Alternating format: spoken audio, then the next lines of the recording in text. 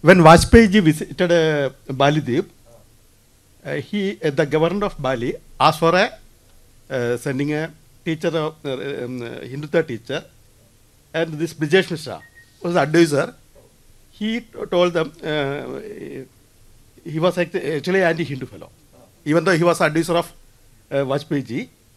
And what I read about Bali is that they are very keen to have very good relation with India, because Bali is having around more than 90% of Hindus. मेरे को 5 minutes लगेंगे. Am I allowed? तो मैं बोलता हूं, नहीं तो नहीं बोलूंगा.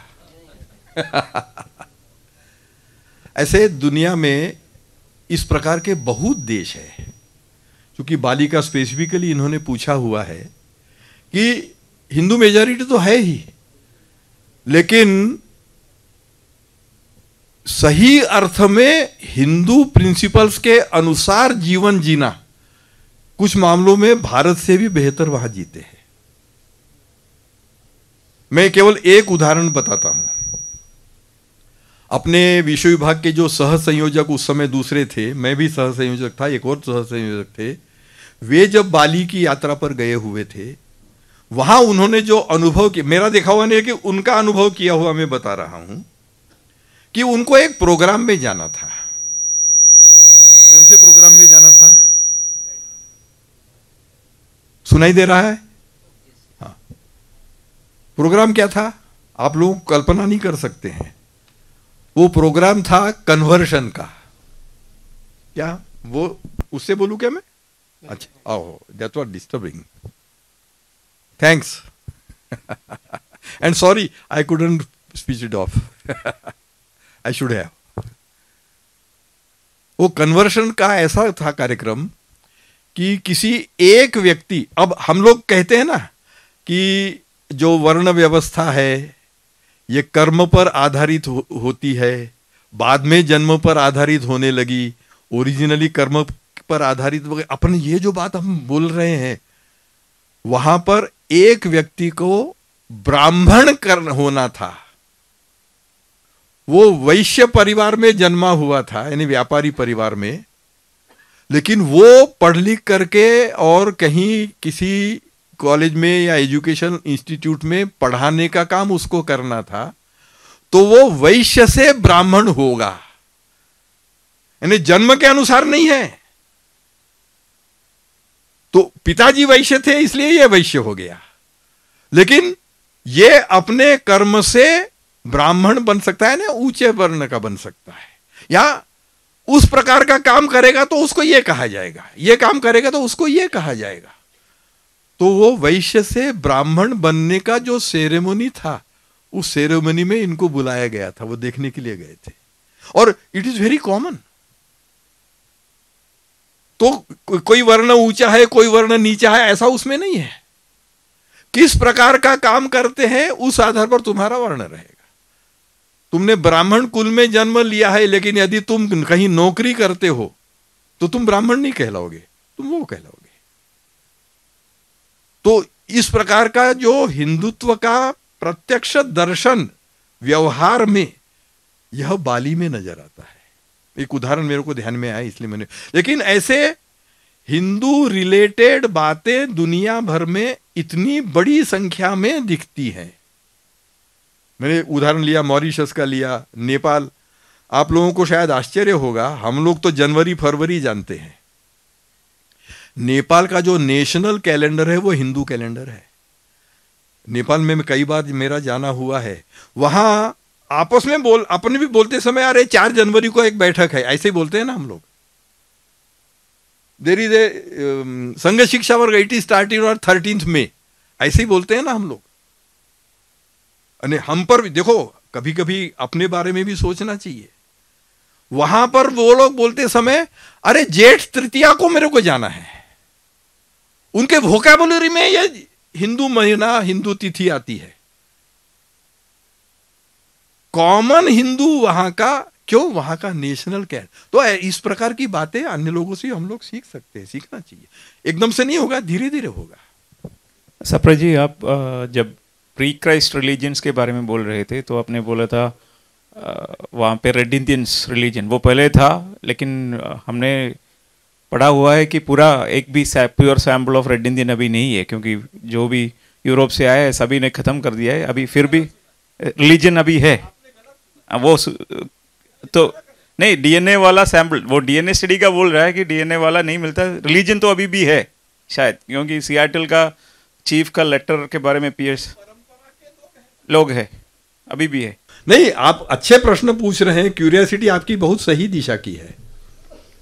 अब मैं सारी चीजें खुद अनुभव की हुई नहीं बता सकता, किसी दूसरे के अनुभव जो मैंने सुने वो मैं बताऊंगा। जैसे मैंने अभी दूसरे सह संयोजक रवि कुमार जी, उनका अनुभव बाली का बताया, वो मैंने देखा हुआ नहीं है, उनका देखा हुआ है, एक ही बात है। अपने बहुत बड़े विद्वान हो चुके हैं पुरातत्ववेत्ता Wakankar ji, I don't know whether you know him or not, he is from Madhya Pradesh, he was a great person.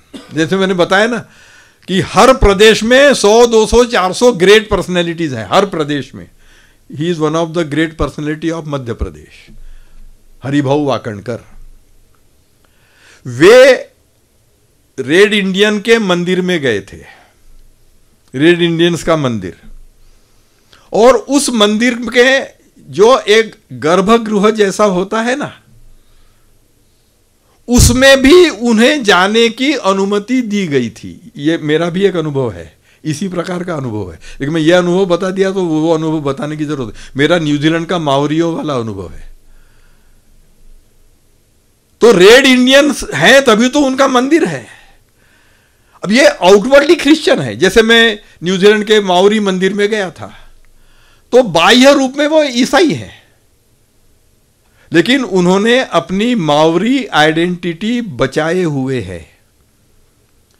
तो ऐसे इंका हो गया, या इधर के मावरी हो गए, अबोरिजिनल हो गए, अफ्रीका के बहुत सारे ऐसे हैं। जो मैंने बताया था कि around 25-30 such pre Christ religious sects they are coming to this ICCS conference which is held every 3rd year.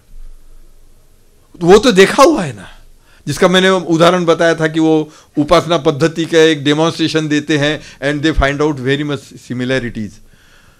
तो रेड इंडियंस वालों के मन आउटवर्डली दे आर क्रिश्चियंस। भाई उन पर बहुत अत्याचार हुए, बहुत दबाया गया, बहुत सारी बातें हुई। दुनिया के इतिहास में इतना रक्त रंजित इतिहास है, तो भारत का इतिहास और दुनिया का इतिहास जमीन आसमान का फर्क है। दुर्भाग्य है कि अपने यहां लोगों को इसकी जानकारियां कम होती है। थोड़ा सा अपने जैसे लोगों के माध्यम से ये जानकारियां अन्य लोगों तक पहुंचती है। और उनको अनुमति क्यों मिली थी? क्योंकि वे उनके जो शब्दावली है, उस शब्दावली को बिल्कुल उनके जैसा उच्चारण करते हुए उन्होंने बोला। तो फट से उनमें से किसी एक ने पूछा, आर यू हिंदू? यानी इनको कोई जानते नहीं थे, उनको भी रोका गया था, नहीं नहीं तुम नहीं आ सकते अंदर, you are not allowed to enter. लेकिन फिर थोड़ी सी जो चर्चाएं होती है उसमें थोड़ा सा, जब इनके उच्चारण उनको वैसे दिखे तो बोले कि आप तो बिल्कुल हमारे जैसा उच्चारण करते हैं, हमारे जैसा उच्चारण करते हैं, हाउ इज इट? इसलिए उन्होंने पूछा, आर यू हिंदू? क्योंकि हिंदुओं जैसे दिखने वाले बहुत सारे देशों के लोग रहते हैं, अपने जैसी कदकाठी के, अपने जैसे रंग रूप के बहुत सारे देशों के लोग रहते हैं।